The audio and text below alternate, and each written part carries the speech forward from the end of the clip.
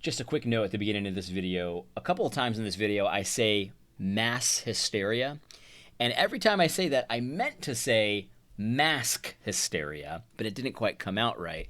And so, I'm not afraid of being spicy, but mass hysteria sounds a little bit too pejorative. And what I was trying to do is make like a funny mask hysteria, because the video is about masks. This is a video about wearing masks, the masks that you put on your face. So this is the video. Hope you enjoy. Remember, mask hysteria. I don't want to buy into mask hysteria.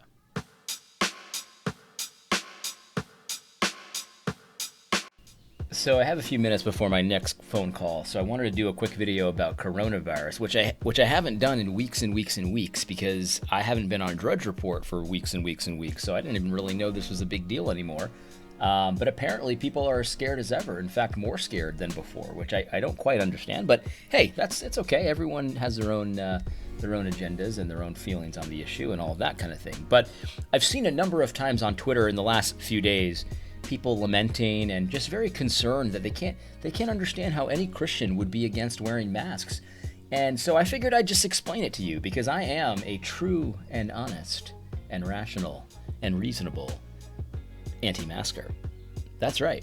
Anyway, but I wanted to just give you my thought process, because maybe this could help you, maybe it won't. I don't know. I don't pretend to think that I'm going to solve the debate in this video, but at least you'll maybe understand where some of us are coming from. I don't speak for everybody, but I think I've got a pretty good head on my shoulders when it comes to this issue. Because here's what we're doing. I mean, everyone does this at all times, in every situation. We're all managing risk. Risk is a part of life. It's always a part of life. It's always been a part of life, and it always will be a part of life. And people manage risk differently. So let me take it out of the mask, issue for just one moment and talk about something else that I think, can help clarify my thinking on how we manage risk differently. Let's think about parenting, right? Let's think about parents who really love their kids. I'm not talking about parents who don't care about their kids. But for the purposes of this discussion, two sets of parents, both of them love their kids. And we've got, on the one hand, we've got a helicopter mom, the kind of person that anything that's even remotely dangerous, they are protecting their kids. No, don't do that, don't do this. And they're micromanaging their kids' lives minute by minute. A helicopter parent, we all know what that is.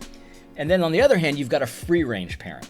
A parent who kind of just lets their kid do what they want to do. Go outside and come back at lunchtime and we'll be fine. You do whatever you got to do, right? And we wouldn't want to say that either one of those parents dislikes their kid, because remember, for the purposes of this discussion, both sets of parents love their children, but they're approaching parenting. It could not be more different how they're approaching parenting. One person is micromanaging everything the child does at all times, and the other parent is just kind of letting them do and explore and grow and learn on their own. And it's two different styles of parenting. But when you think about it, both parents are actually doing the same thing. They're actually managing risk. They're just making different decisions and managing that risk differently. On the one hand, the helicopter mom is thinking, well, my mission is to get my child through childhood with as few scars as possible, right? With as few serious injuries as possible. And there's really not anything like that wrong with that, because on the one hand, yeah, that is part of a parent's job, is to get the child through childhood alive, right? You know what I mean? That would be nice if we could get our child through childhood alive and not injured and not not seriously injured and things of that nature. I'm trying to think of what I mean to say, but you get the idea, right? Like, that's actually true. So they're managing that risk in a very hands-on, a very, overprotective in some people's eyes way. Now, the free-range parent, on the other hand, is managing that risk in a very similar way, except they're taking a different approach to it. See, they're thinking, okay, well, if my kid gets a few bumps and bruises, falls off a tree and breaks their arm, that's not the end of the world. But what I'd really want to do is make sure that I get my kid through childhood in such a way that they're able to be independent. They're able to work problems out on their own. They're able to choose right from wrong. I'll teach them what to do, but I'm going to let them make mistakes. I'm going to let them do their thing, kind of thing. So there's different, each set of parents is prioritizing something slightly different. On the one hand, the one parent is prioritizing physical safety and health, very much. On the other hand, it seems to be that they're prioritizing maybe more mental health or more mental fortitude and things of that nature. They want their kids to be more independent and not have to worry about being micromanaged through all of life's problems. It's not that they don't care and they don't want to help their kids. It's just that they're valuing different things. And so we can see when it comes to the helicopter mom managing risk versus the free-range parent managing risk, it's because they've got different value sets that they come to different conclusions. They've got different strategies because they're valuing different things. And it's the same thing with the anti-masker debate and things of that nature. Like I think that the idea that's presented so often is that anti-maskers just disregard all human life besides their own. They won't even be discomforted for a little bit to save a life. And it's like, that's just really disrespectful. That's not what most anti-maskers are all about. I'm sure there are some out there, just like there are some parents that hate their kids, of course. But from my perspective, I'll tell you this, my not wearing a mask in situations where I'm not required to is more about, I don't think that the mass hysteria that's come with this coronavirus pandemic is very healthy for people. I don't think the idea of shutting down hospitals so that people can't get surgeries that they need and treatments that they need. I don't think that isolating people in these lockdowns and stuff like that, I don't think that shutting down the economy is very helpful. In fact, I think that these things are going to end up costing more lives than the coronavirus could ever dream of doing, and that's my position. After looking at the research, after seeing how dangerous the coronavirus actually is, after seeing how other countries have handled it and the results and stuff like that, I don't think that the trade-off is a very good trade-off, and so I don't want to play into this mass hysteria. And so when I don't have to wear a mask because there are certain situations where I just have to, I don't wear one because I don't want to keep playing into this mass hysteria. And I think that this message is received by many people.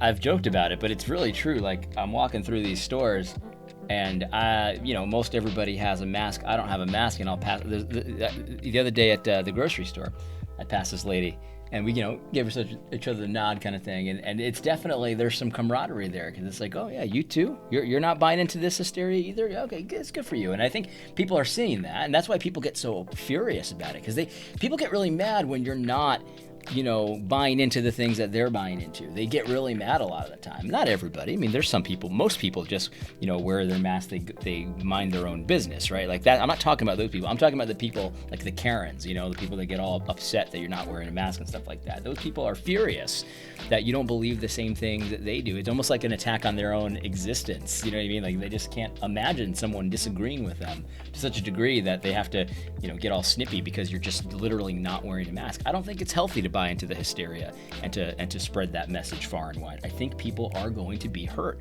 by this long term, and we're already seeing that. We're already seeing doctors talk about how this is going to be a mass casualty event. The fact that people can't get these treatments and these surgeries and these things that they need to get because of coronavirus protocols and things of that nature. And so I value that. I put a high value on keeping a level head at all times. I put a high value in that kind of thing. And so what I'm doing is I'm managing risk, and I'm doing it differently than people who wear the mask. They're managing risk in a more kind of an immediate sense. They don't want to catch the coronavirus. They don't want to spread it to elderly people, even though the chances of them spreading it if they're not sick are very, very low. I understand that risk, and I accept it, and I'm managing it slightly differently than you, because I'm saying, okay, I'm willing to risk getting the coronavirus as an asthmatic. I don't want to get it. I believe that there's a real virus. I believe that it could be very serious for me. You know what I mean? I'm not denying any of those things. But what I have seen in the statistics, I think it's a very low chance that I'll get it. There's a very low chance that it'll be serious for me. There's a very low chance that I'll spread it, especially if I don't go anywhere when I'm sick. If I just, wear the mask when I'm sick kind of thing. I just kind of do what we've always done in flu season since the beginning of time, like just common sense things. Wash your hands, don't go out when you're sick, things like that. We all knew how to do this, before coronavirus, but somehow coronavirus has changed everything. And I know, it's not the flu. I get you. But the thing is, I'm managing risk differently here, because I think that it's more dangerous to go on like we're doing right now for longer than it is to get the coronavirus and to spread the coronavirus. I'm managing that risk differently than you. And that doesn't mean anything about what I say or what I think about the seriousness of coronavirus. That doesn't mean that I hate my neighbor, because it doesn't mean that any more than I can say that you hate your neighbors that aren't able to get the surgeries that they need, or you hate your neighbors that are committing suicide because they don't have a job and they're lonely and stuff like that. Or I don't say you hate your neighbor that hasn't been visited in the nursing home, and so they've lost the will to live. They haven't been visited for weeks, and so they've lost the will to live. Like, that's really happening. That happened in my town. There was just this old woman who hadn't had a visitor, and her friend said she just lost the will to live. And so she passed away. And so I don't say you hate her. I'm saying you're managing risk differently. And you see, this is the thing. Like, Christians have to have a chance as Christians to look at the spheres of authority that God gives people. And when it comes to like dealing with sickness, and when it comes to dealing with like your family and like whether or not they go out and whether or not they go to church and what they do in order to protect others and stuff like that is firmly in the realm of the family. And so we can manage that risk differently. It's the same thing with parenting, right? Like, the father is in charge of the home, right? And so we understand that some fathers are going to manage their homes slightly differently, emphasizing certain things, valuing certain things more or less than my own family. The way I parent isn't going to look like the way that everyone parents, because we have different goals, slightly different goals and different values. So some people are going to value the immediate safety more so than others, and other parents are going to value sort of the long-term ramifications of helicopter parenting more so than others. And so I'm not saying that there isn't a right or wrong answer. I think that there is in many cases. But we have to understand that managing risk is something that every person does, and we all do slightly differently because we all have slightly different values. And this is one of the key reasons why I think that the only way forward for masks and the whole situation for masks, the only way that actually respects God's law and also each other as Christian, love your neighbor as yourself, that's something that we ought to be doing, is the position of, if you want to wear a mask, and if you don't want to wear a mask, don't wear a mask. That's the only thing that makes sense. Everyone should be deciding for themselves and managing their own risk according to their own unique situations, because your situation is different than my situation. My situation is different than someone who has an immune deficiency disorder situation. My situation is different than an older, elderly type person's situation. So everyone knows their own situations better than you do. So stop pretending like the state should jump in and just make a one-size-fits-all blanket edict for everybody. That doesn't make any sense. That's a very extreme position, and I don't see how that's reasonable or rational at all, because the state can't possibly know the details of everybody's context, the details of everybody's situation. A one-size-fits-all edict from the government is very likely to cause more harm than it is to cause good. And so we shouldn't just have your values insisted upon everyone, because we all manage risk differently. This is the same thing. We shouldn't have the state mandating certain parenting. Like, the state shouldn't be able to mandate, you be a helicopter parent versus you being a free-range parent. That's obviously something that's the purview of the individual, the family unit. And so it would be stupid for the state to mandate something like that for everybody. And so the law of God, that's why the law of God is so important. We got to respect the different spheres of authority that God has given each unit, the family, the state, and the church. See, I'm not a rebel. Like, the thing is, like, this is not an extreme position. Like, if I have to wear a mask, I'm not gonna not wear a mask just to prove a point. I'm not a rebel. So if I walk into a store and they say, "Sir, can you put a mask on? You have to have a mask to shop in the store," I'll make a choice. Either I'll leave the store or I'll put a mask on, because that's their property. They have the right to do what they want to on their property. If they want me to wear a mask and it's their property and I want to buy one of their items, then I better put a mask on, because they have the right to tell me that. And likewise, my church. If they ask me to wear a mask at church, that's their property. They have the right to do that. I'm not going to rebel against that. But the thing is, like, we can't just transport those property rights to every situation for every person of all times. If you don't own the property of where I'm standing, you have no right to tell me what to do. You don't have any right to tell me how to manage risk. You manage your own risk. I'll let you mind your business. Let me mind mine. It's a very rational, reasonable, middle road kind of squish position, but it's the only thing that makes sense if you look at the law of God. Like, let everyone decide in their own minds what to do with these masks. That's kind of that's just what we do. I mean, That's how life was before coronavirus, and it worked just fine.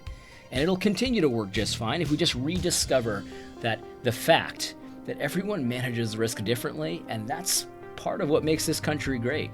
Anyway, I hope you found this video helpful. God bless.